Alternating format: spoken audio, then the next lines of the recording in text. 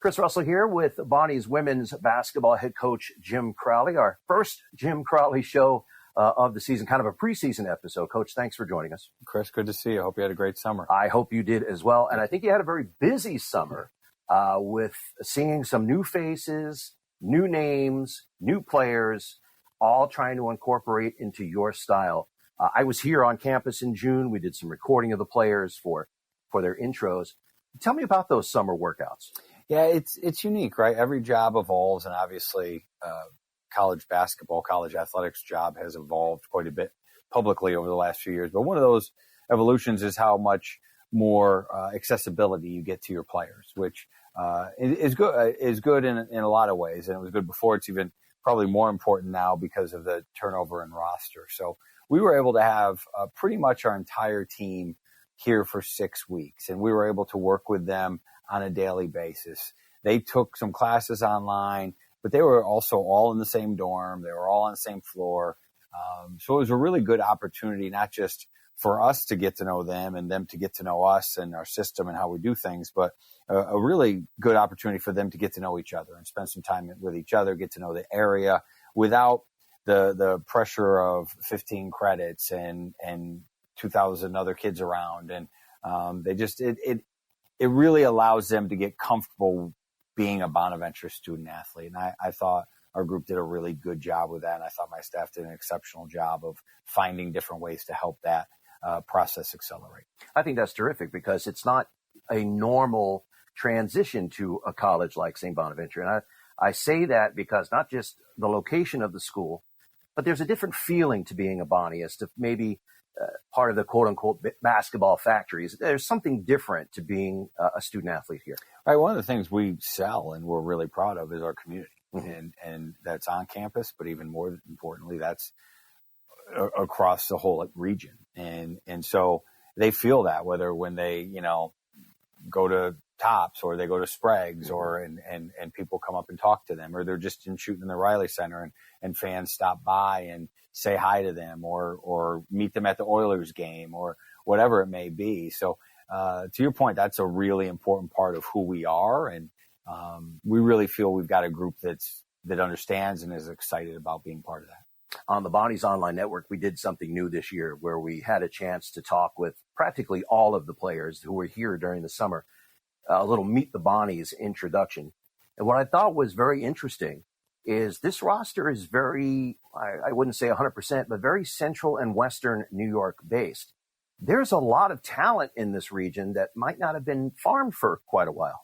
I mean, I'm a big believer in the region. I'm from here. I've lived here the majority of my life. Mm-hmm. One of the things that we decided when we came back in 23 was we've got to cast a net and get local players. And it specifically in Western New York right now is a really talented time for individuals. They're all over college basketball, and there's a whole bunch of young ones coming through as well. So my staff has worked really hard at it, and I'm fortunate enough to have some very long lasting and special relationships that have helped me stay connected to people. But there's also, and certainly people from all over can feel it, but there's just also a familiarity with our area and our school with people who are a little closer to the region. Mm-hmm. Hard to escape a Bonaventure person as you walk through upstate New York. Sure. At some point, and they're going to tell you about it. And right. That's the beauty of our place. And so everyone that we were able to bring in, for almost everyone for the most part, has that connection. And even folks from further away. I mean, Bree Boyd's from California, but her brother is one of Deion Wright's best friends. Right. Vo is from Serbia, but her prep school coach, James Singleton, played here for the men's team. So that was something that we wanted to make sure people knew what they were getting into. Mm-hmm. We can say it. But the ability to understand and want what we are was really important to us. And we think we've got the majority, if not all, of our players who understand that, embrace it, and are ready to thrive in it. Well, it must have been something very attractive to the transfers as well. I've said to you for the last couple of seasons we've sat down, obviously it's a brave new world in college sports with bringing in transfers as opposed to just bringing a high school senior on board. You get the benefit of some of that experience with the transfers and a pretty good mix on the roster of experienced and young. Even Mac Pettinelli staying here and giving you that experience as well. Is that first in your thoughts when you're recruiting because recruiting never stops. We know that. Right. But when you're recruiting and trying to look at the next year's squad, is that something you keep in mind? I want a balance of experience and I want a balance of youth. In some ways, it's, to your point, it's very different now. It used to be you could plan that, you know what, I need a point guard in this class, or we really need a shooter in this class or size. Now it's who can help us. Yeah. And even more importantly, like talent is obviously got to be there, but who will buy into who we are and what we do? Mm-hmm. To be very frank, I got away from specifically recruiting that for a few years, and it caused a lot of frustration and not as many wins as we should have. So we really think that for the most part, not only are folks more experienced or at a higher level of talent or physicality and maturity, but they're also people who are more ready to buy in to what our place is about and what we're asking them. And you have players that have experience not just on their home court or not just from their particular school before they came here.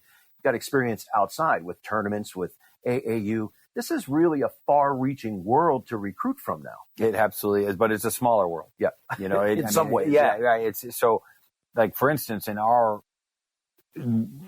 summer recruiting period, they have these massive events that could have up to 90 courts in one venue. Right. So, and those people could be from all over the world. I mean, the tournament we go to, there's teams from Australia and Canada and all over. And so, in that aspect, the world has shrunk quite a bit because they're all right there.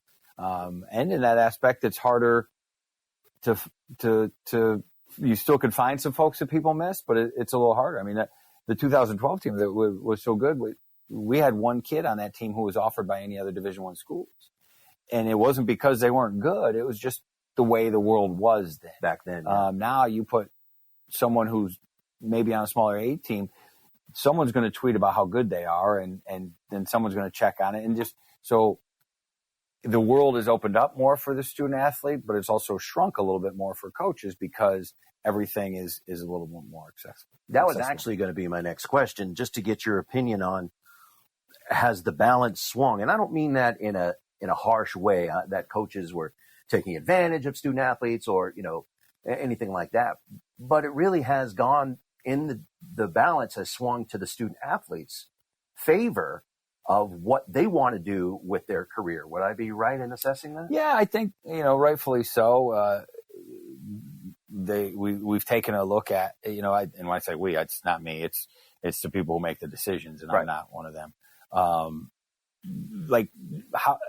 What can we do for them? What can we do for them? And a lot of times, early in my career, it was, how do the student athletes make sure, how do they stay involved? How do they stay in coach? Now it's how do coaches keep student athletes? Yeah. In some ways, there's still, you still got to be who you are, but, so it's just opportunity. I think that's the word that covers it all is, and listen, I think you could grab people from 10 years ago who certainly would have liked to have been paid money, but would say that they got great opportunities.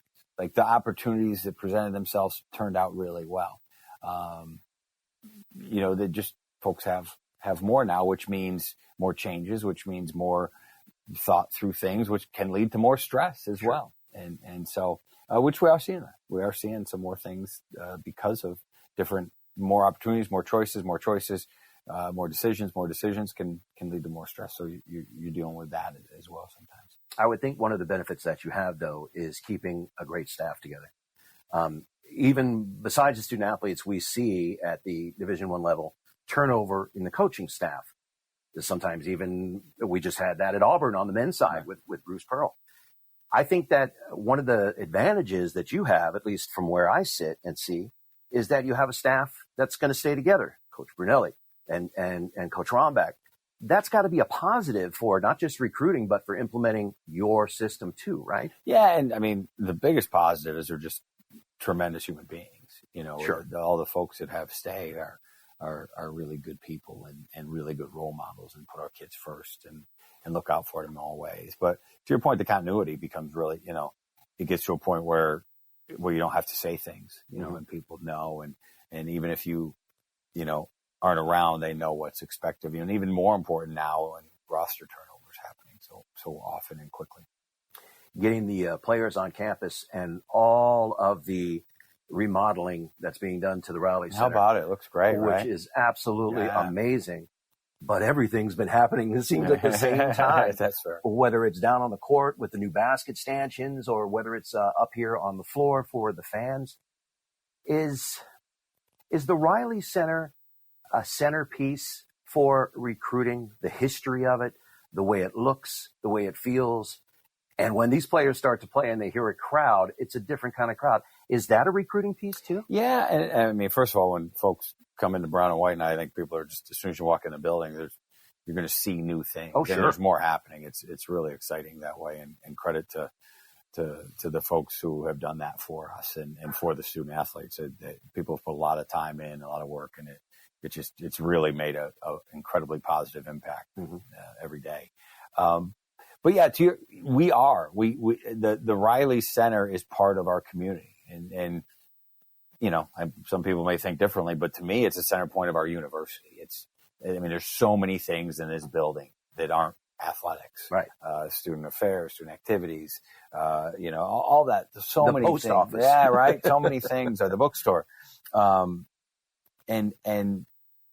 it's the centerpiece of our community, and community is who we are. So certainly we'll take them down and talk about the crowds and show film and yeah, I mean, this is a great basketball area, and you play good basketball and people are going to come. We've proved that before. We'll prove it again. And that's an exciting thing for the right kind of people. And so without question, it's a major part of, it's the first thing they see when they come in, right? Yep. The first thing when we meet them, out by the baseball field, which is under construction, or we meet them out back when there's 3 different activities going on, and then we bring them in, and now there's new floors and fresh paint and all these things, and right from the get-go, you're like, wow, this place has this great charm, and new things are happening. So it's just the momentum, right? That's the word we use a lot. The momentum here is building and building and building, and we want you to be part of it. You mentioned brown and white night. So as we're taping your show before this airs, it's going to be on Friday, the 26th in the Reilly Center, free. It's going to tie into family weekend, so there's going to be a lot of folks there. Exciting. It's not quite the Midnight Madness that we used to do, or the fan jams that we used to do, but we haven't had this in a couple of years. And I think it's really great, not just for the student athletes who don't play sports to be a part of, and parents and alumni and fans, but I think it's really cool for the players on the team as well to get a little bit of that. I guess they say Riz. That's the new word that they use, right? The young people, to get their intros and have the light show. I think that's pretty exciting. Yeah, it's you bring up the new word, but we're old guys. So do you know what coach created Midnight Madness? No. Lefty Drizel. So when he was at Maryland? Yeah, it was his way of trying to counter the attention that the folks down Tobacco Road got, right? NC State and North Carolina and Duke got all this basketball attention. That was his thought to get it going. At least I believe that's the story to it. So, but yeah, we're a basketball place. We're a basketball school. We're a basketball community. People care. People are passionate. So anything we can do to promote that and feed that passion, that, our kids get to see it, parents get to see it, recruits get to see it. So it's, and the folks who organize it do an amazing job. The community does a great job supporting it. And then you put it with families. So you've got potentially, a general freshman student here, and their parents are coming to visit, and they get a feel for something that's so vital to the Bonaventure experience. Sure. And there's so many other great activities going on. I mean, they do family weekend right here. So for us, it is that opportunity to get out, get excited, and go up and down a little bit, and hopefully not look too raggedy when we do that. So that there's a coach's side of that. Right? Yeah, I don't. I was going to say that's a little coach speak. Yeah, I don't think that's going to be a I problem. want to make sure that we're not, passing the ball to the bleachers. So, while I have you, as we finish up again, just a little preseason. We'll be sitting down so many times, hopefully throughout the season, and hopefully in our new production room. That would be nice if we can get you down there too. It'll be happening. The basketball teams are going to be bringing back the 86-87 team, which was the first ever official Division I team. And then your 2015-2016 team that made the NCAA tournament, had that terrific Atlantic 10 season, terrific season overall, beat Oklahoma State in the first round. And those players were still around when I started covering, when you had first left. What's it going to be like to see those players again? 10 years can be a short time, but it also can be a long time. Yeah, twofold. I mean, to have the group that started it, right? And certainly there were teams before, but to have that group that went from winning an Eastern Region Division II title to then having to go right into the A-10. Yeah. Right into the A-10. And at that time, the A-10 in West Virginia, the A-10 had Penn State, the A-10 had Temple, the A-10 had Rutgers. Yes. I mean, we're talking some of the top teams in the country. Right. And it was good luck. And so that group and what they did and what they established to then have a team 30 years later that went to the highest point of women's basketball and had success and were drawing big crowds. And so to celebrate both of those teams, to honor both of those teams. And then one of the great things we said about Bonaventure as a community and how it's the tie that binds. Right. You run into someone, there could be a 22-year-old and a 62-year-old. If they both went to Bonaventure, they could talk over very similar things. Well, not only do we get to do that, we get to do that through women's basketball on the 22nd of November when we honor those two teams and celebrate women's basketball and its importance here at our university. So really excited for that whole thing. And then the 15-16 team, that was a unique team because the year before we were pretty good and we really underachieved. And it was a hard off season for those folks. Sure. And again, different time. They all stuck it out. Right. They all stuck it out and they are still really tight today. And I will always think part of that is because of what they went through. Yes. And they predetermined. And there was a lot of cool moments. We at one point we had undefeated at home, had a great win over GW at home. And I apologize. I talk about these teams and I can go for a while. Go ahead. I'll make this one quick. No. So we played 4 games in a week at home in the non-conference schedule. We played Saturday, Monday, Wednesday, Saturday. Wow. So we played, I think it was, and these were the teams. We played Georgetown Saturday. We played James Madison Monday, who ended up in the NCAA tournament and coached by the coach who's now at Kentucky, Kenny Brooks, who's a fantastic coach. We had UB come here Wednesday, who ended up in the NCAA tournament. They won the MAC that year. And then that Saturday, Penn State came in. Penn State and Georgetown might have been flipped. But that's 4 pretty good. Well, we're not talking about Division II schools. The first two, we played without Katie Healy. She was nursing in, and we won all 4. And that was when we had a great win at Stony Brook that got everybody on board. That was when everybody decided, you know what, we're in this together, which sounds like it should happen for every team. Very rare. And it happened at that moment, and we all knew it. And then shortly after that, we had that week, 4 games in a week at home, which everyone said we were going to be crazy. And we were until we won them all. And then that week got us in the NCAA tournament, got us that at-large bid because UB, as I said, ended up getting the NCAA tournament. James Madison ended up getting in the NCAA tournament, and Penn State and Georgetown both were right around top 50 wins. So it really catapulted our RPI back at that time. And each game, it seemed like more and more people came out. Sure. Each game, more and more. Hey, these guys beat these guys. These guys beat these guys, and to the pinnacle on that Saturday, just having an incredible crowd and finishing off the week. And the crowds that year, we all had our favorites. So we had a Miranda section and a Katie section, a Kelsey Rombach section, Mariah Ruff, who was very important and still had a couple more years to go. She was a young player. We had all the folks from Randolph coming over. McKenna Maycock, too. Yeah. That, I remember that team very well. So speaking of Kelsey, I mean, she's got to be really excited, too. Yeah, knowing Kelsey, though, she'll be locked into Albany and who we play, and we'll say, I'll see you later, but we got to get things taken care of with our game. But as I said, they're still really close. Yeah. That group of seniors is still in regular contact with one another. And I mean, you hope that's not being lost with the current climate, and that people are, again, they have their opportunities, their opportunity to move on quicker. It's easier, all for it. But sometimes when things become more convenient, you lose some things too. And hopefully that's not something that these current student athletes are losing, because lifelong friendships are built out of the struggles you go through, especially on a team. Yeah, those teams, it's almost like basic training in the military. Yeah, there were some things that might have been compared to that in those days. There were some things. But, and again, those folks were influenced by, Chelsea Boker, who's now the coach. She was a senior when they were sophomores, and really, really made them understand what it's all about to be part of this program, to be part of things here. And, I know she's teaching only, and I'm hopeful and sure she'll be around. Oh, sure. So just, again, that interaction of people in the program. We're going to wrap up here, Coach. I know we're going to sit down again before the season starts. One thing about the non-conference schedule I just want to ask you about is this MTE that's going to be in Cleveland over Thanksgiving, and it's spread out a little bit. Mm-hmm. Who makes that decision? Do you look for those in advance, like 2-3 seasons down the line? How do they come together? Yeah, one of the unique things, so the NCAA just changed the rule.